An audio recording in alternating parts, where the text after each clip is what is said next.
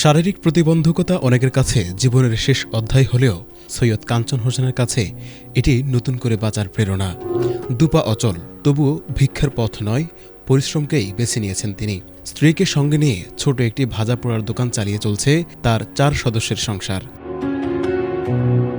দুপা অচল, চলাফেরা করেন কষ্ট করে, তবুও কারো কাছে হাত পাতেননি।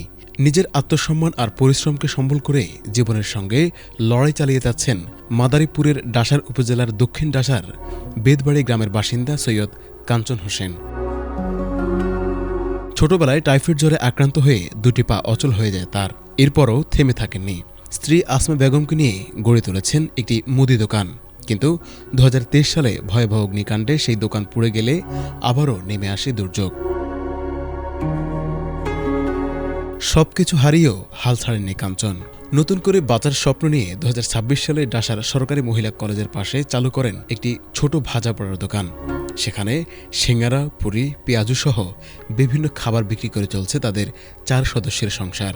এ আয়ের টাকাতেই 2 সন্তানের লেখাপড়া ও সংসারের সব খরচ চালানোর চেষ্টা করেছেন তারা।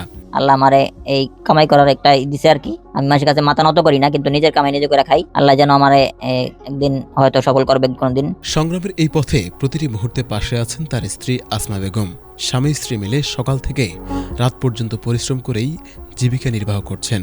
সবকিছু আমার নিজেরই একা হাতে করতে হয়। সংসার কাজ, দোকানের কাজ একা একা কইরা আর কি সময় মতো দোকান খুলতেও পারি না।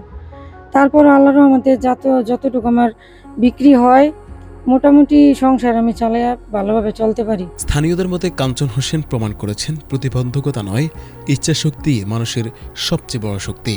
তারা বলছে সমাজের বিত্তবানরা এগিয়ে এলে আরও স্বাবলম্বী হতে পারেন এই সংগ্রামী মানুষটি।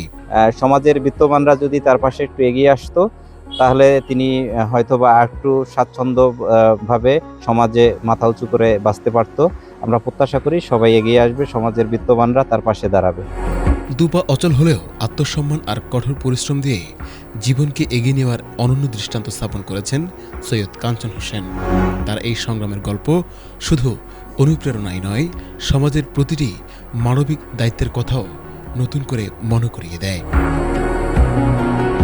মাদারীপুর থেকে শফিক স্বপনের রিপোর্ট, এটিএন বাংলা।